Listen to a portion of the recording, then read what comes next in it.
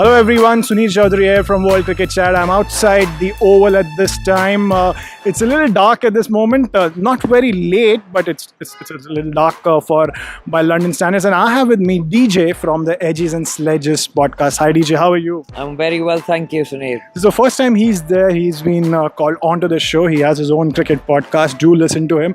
Do listen to his podcast. We'll put in the details down there. But we'll be talking about the India versus Australia game that just got over. India winning it in the end easily. But I hear that DJ, you were a little nervous while that partnership was going on between Steven Smith and a lot of other people.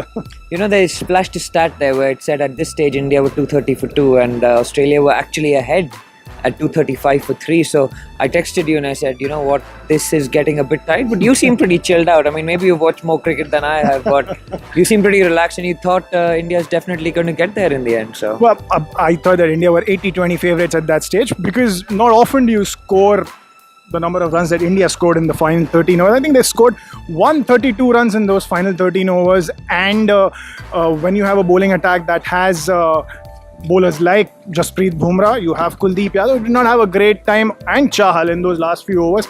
I personally wanted Mohammad Shami to play in this game ahead of, or in fact in the first game as well, ahead of someone like a Bhuvneshwar Kumar. But the bowling from Bhuvneshwar Kumar, really something to write home about. 3 talking points today for us. The first one was obviously the start that India got from Shikhar Dhawan and Rohit Sharma. 22 for no loss after 7 overs, and they go on to add another 100. Shikhar Dhawan obviously scores a century, as he usually does in ICC tournaments. Rohit Sharma scores a 50, and that is where the base is set up. Awesome innings by both of them. yeah, fantastic. There was that one over where Shikhar Dhawan just flipped a switch, right? And he took 14 runs off that over and he never looked back. And we were looking at the 8th over, I think, where Nathan Coulter-Nile was introduced into the attack. The 2 main bowlers, Stark and Cummins, were off. And as he rightly said, the switch was flipped. And these are exactly the words that came to my mind when I was watching. There's some kind of a tap that has opened. There's some kind of a switch that has been flipped. And that is where things changed for the good. Shikhar Dhawan is a bit of an enigma. Goes through lean trots and then suddenly has this explosion. Last 10 innings, I was looking at his stats. Twice he's got to more than 28, and both times he scored a century.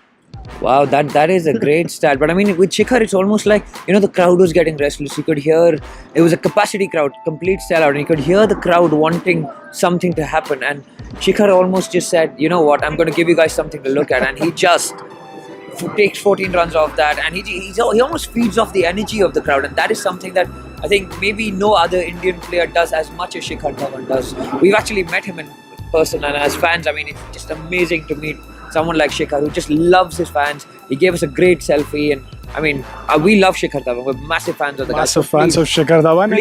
Pleased for him to have done so well. Well, you saw that Shikhar Dhawan, we've seen a lot of times that he enjoys himself with the crowd as well. Unfortunately, got hit by Pat Cummins. A rising delivery. I asked Virat Kohli during the press conference. There's a few fans here celebrating the Indian win with a few journalists as well. Someone asked Virat Kohli about the injury. He was non-committal about it. He says that we just come out.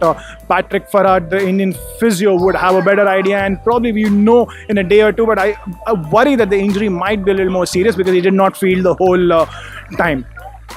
The second talking point for me was the way Australia started their chase. Sure, they were probably on the lines of how India batted as well. But when you're chasing 350 kind of a score, needing 7 runs and over, you expect something better from a David Warner. That slow in innings? Yeah, I mean, we felt that he'd maybe eaten too much for lunch, so he'd just come out and been really slow. So it's almost like that sleepy innings that you play after a heavy lunch. And we thought he was actually too slow, and I think it was 56 of 85 or something in that region. And 56 of 84 balls, batting at 4 runs and over in a chase of 7 when you're batting in the power play, and you're a David Warner. Yeah, I mean, it's not in, I wouldn't want to name names, but yeah, I mean, it's a top order batsman here we're talking about who loves smashing deliveries. Right? Yeah, and I think he was backing himself to kind of take off during the later stages of the inning, something like what a Rohit Sharma does, for example.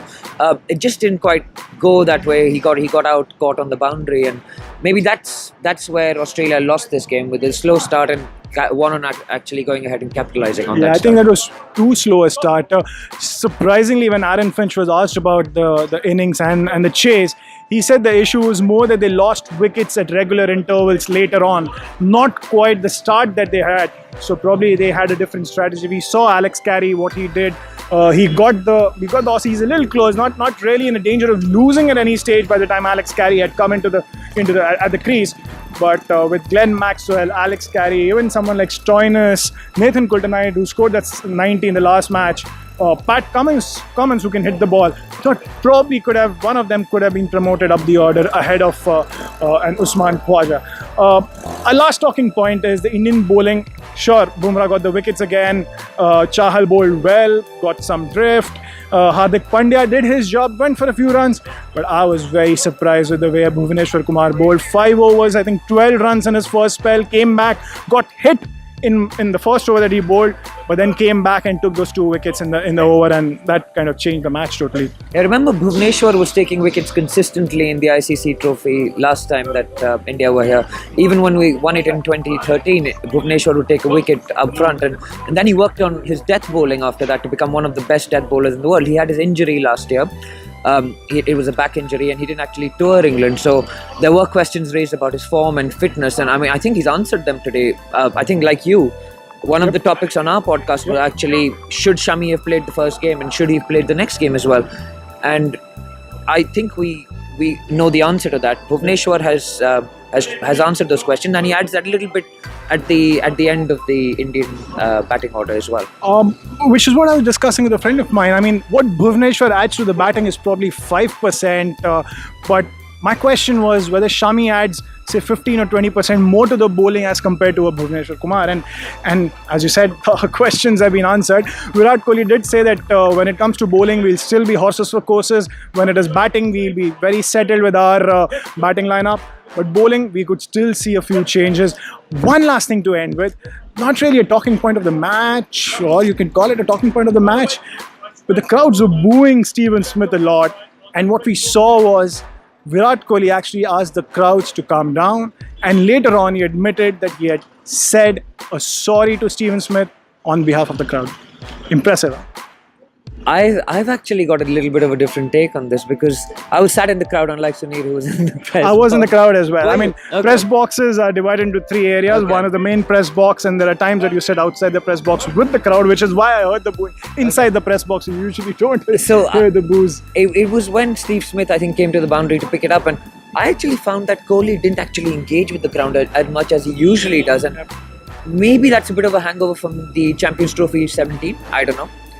But he only started. I was here last year, and he was jaying up the crowd, trying to get the crowd involved. And I think the crowd was already very involved. Maybe they were. Maybe they didn't need to be more involved. Yep. But I just felt that Kohli didn't need to G up the crowd, and he just didn't get involved with him. He barely acknowledged his 50 as well. I don't know whether you noticed that, but maybe I think he's very focused on winning this tournament and proving the point. Cocoon, huh? I think he is, and I mean, fair game to him. He needs to do whatever he needs to do his job, right? But very impressive. He was asked about this as well during the press conference, and he said that the man's done his time. He's moved on, and we should all move on. I think it doesn't make too much sense for him to be booed. And if he was in Steven Smith's place, he would have probably felt equally bad. So I think that's something to learn from. I think if anyone's watching this, or whoever is watching this, be nice to people. I think the English fans may not actually be as nice as the Indian They might fans, not. They might not. I think they might go the other throughout way. the summer. In fact, they've got the Ashes coming up. They after have this the as Ashes well. coming up, a 5-test match series. Justin Langer has probably laid the gauntlet by saying that he would be very disappointed if Steven Smith was booed, if David Warner was booed, and I think by saying that he's probably invited more wrath from the English fans. But that is it from me. I'm Suneer Chowdhary for World Cricket Chat. This is DJ from the Edges and Sledges podcast. Please subscribe to his podcast. We'll put in the details in the description below. Thank you very much.